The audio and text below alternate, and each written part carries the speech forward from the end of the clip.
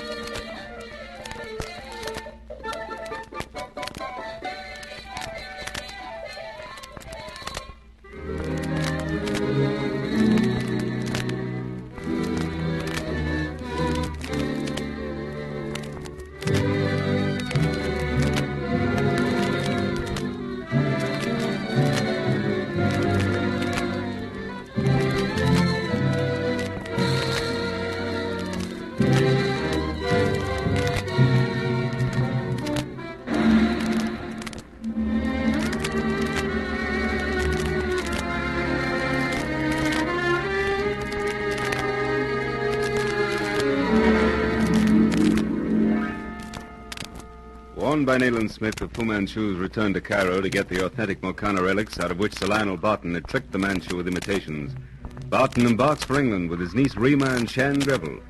Assisted by Greville, Barton removes the true relics from their canvas coverings and replaces them with articles of no value.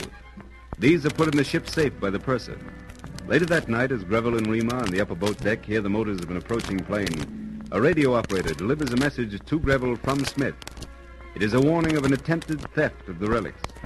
As Greville and Rima start to go below to warn Barton, Kennington, an agent of Fu Manchu, steps out of the darkness of a lifeboat and, holding a knife at Rima's throat, threatens to kill her if she or Greville utter a sound. One sound from either of you, and I shall be forced to kill you, Miss Barton. Kennington, member of Parliament, eh? Just who are you? It wouldn't help you to know, Mr. Greville. Well, you can't keep us here all night, old chap. We'll report this to the captain as soon as you let us You go. may make your report, Greville, after that seaplane finishes with us. The seaplane? What the deuce has that to do with us? Nothing. With you. Look, Shan. It's settling on the water close by. And our engines have stopped. What's it all about, Kennington? Part of your plan? You'll see presently.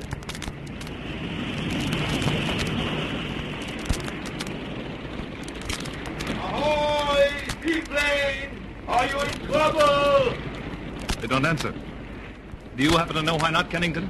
Ahoy there, seaplane! Pick up someone! Do you need help? Let's have the searchlight, Mr. Maine. Look, Shan, and the water moving toward the plane. It looks like a big football. By Jove, there's a swimmer towing it behind us. Sorry, Miss Barton, Mr. Greville, but I'm leaving you. They're signaling for me. Tell Sir Lionel he's welcome to my cabin now. Good heavens, he dove overboard. My God. And the act he put on in the purser's office. I wonder if Smith Get was... that plane's insignia number, Mr. Maine. Look, Shan, it has no number. There isn't a mark on its wings. When both the men have reached the plane. They're pulling that rubber bag up now. Man, what the deuce is going on? A couple of men jumped overboard and swam to that plane. One of them was our friend Kennington.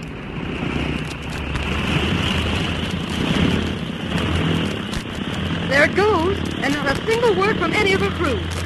Look, it's heading back toward the coast of Egypt. Log that business, Mr. Maine. Find out who those men were who jumped ship. Full speed ahead, quartermaster. We can tell them who one of them was. Kennington, eh? The blasted little twerp. Oh, here's a couple of radiograms Item Smith just had. They're self-explanatory. We were coming to warn you, Uncle, when this Kennington stopped us. Lionel Barton, Well, what do you want? Captain would like to see you, sir, in the purser's office. Right, come on, Shan. You too, Rima. You might as well get on with it, whatever it is. Sir Lionel Barton, I believe. Your name is well known in my country, but I haven't had the pleasure of meeting you. My name is Wanderhay. How do you do, Captain? What's the trouble? I'm afraid, sir, you've lost something of value. What's that? It's a case of minor piracy. I've been at sea 40 years, and I've never experienced anything like this before. Well, what is it? See for yourself, sir, and judge if I or my officers are to blame. This is the door to the purser's office. Look at the lock and where it was. A clean hole, Sir Lionel. Through brass fitting door and all. I see. This is strange enough. I don't see how it was done without noise. Now come inside, please. Look at that save, Sir Lionel, and this lock. A 6-inch hole cut cleanly through the steel door. By Jove! How the devil did they do it? This steel has been cut through like cheese.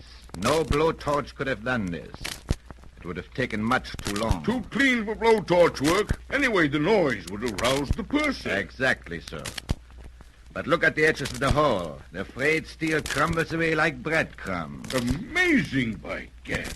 Wait, I remember now. Oh, the deuce. Excuse me, Captain. Go on. Shan, you almost had some... Yes, I almost had something. It's gone. It's plain magic, sir. A safe breaker with some new thing of science. But what can I say? He jumped overboard with his loot and was picked up by that plane. And, what's missing? Nothing, Sir Lionel, excepting your 3 sealed packages. Look for yourself, sir. They're gone. Gone? Can't be. Look again. Useless, sir. Your packages are not in the safe. By gad, sir, a fine state of affairs. You should have a safe strong enough. Oh, well, it's not your fault. Or the fault of the purser. Great loss. Irreparable, but forget it. Sir Lionel, thank you. I'm desperately sorry over the loss, naturally. Particularly so since it happened on my ship. However, I appreciate your attitude. It's not your fault. If you will let me have an itemized list of what the packages contained, I shall see that the company reimburses you for the intrinsic value. We carry insurance, of course. Well, I'll tell you, I'd rather hush the matter up entirely for certain reasons. Naturally, it will have to go down in the ship's log. Right. But let's keep it out of the press, eh? Let's keep it out of the press. Come along, Reamer. Shan, to the cabin. Good night, gentlemen. Good night, Sir Lionel. Well, you old trickster, you've done it again. 3 times running, Shan. And 3's the charm. I've tricked Fu Manchu, the man we all thought so utterly invincible. Oh, I'll enjoy telling Smith about this. But they took something, Uncle Lionel. They did, by gad. A Binnacle, a couple of collars, and your umbrella.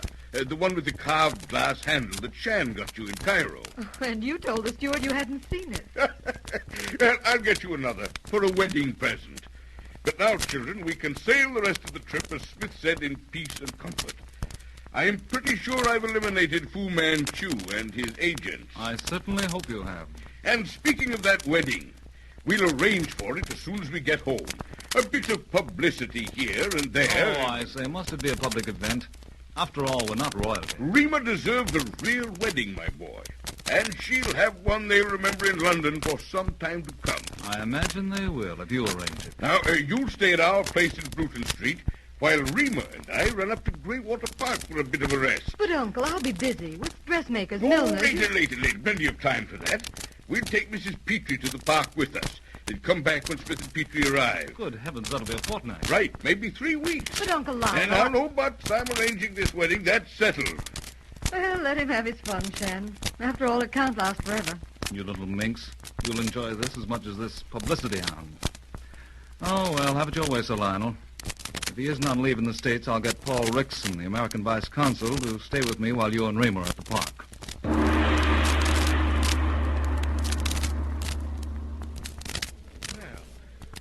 Little yarn you spun, Grim. This Fu Manchu must be quite a lad. Ever find out exactly who Kennington was? Well, he wasn't or isn't a member of Parliament, that's certain. We examined his cabin the next morning and found 2 of his 3 trunks empty. There were discarded clothes and a pneumatic pump in the other. Oh, to blow up that rubber bag, eh? Probably. A life jacket was missing, and the crate that had held the relics was there, broken open. That proves he knew Barton's tricky methods. The floating rubber ball probably carried the packages they got from the safe across to the plane. Of course, he had an accomplice to do the real work. Well, he kept tabs on the rest of them. Clever gang. Kennington was smart to draw attention to himself right at the start. He even pulled the wool over your friend Smith's eyes. What's going to happen when they find Barton's tricked them again? I don't know, Rick. I wish I did. Another drink? No, let's go home.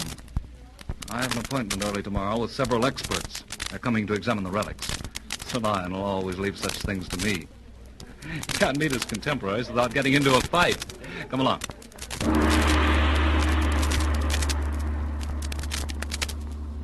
I'm glad you could spend a few days with me, Rick.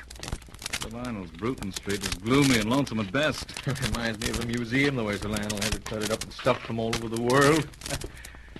Well, here we are. I hope Betts has left a cold snack on the buffet. Sham gravy. The deuce.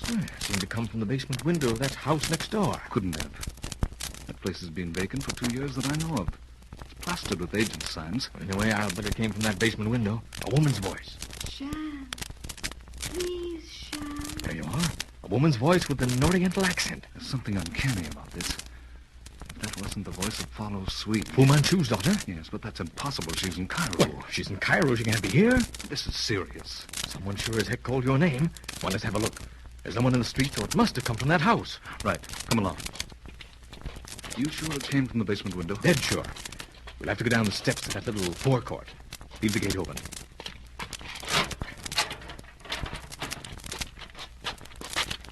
Careful. It's dark down here. Look here, Graham. Hey, this window's open. That voice came from inside.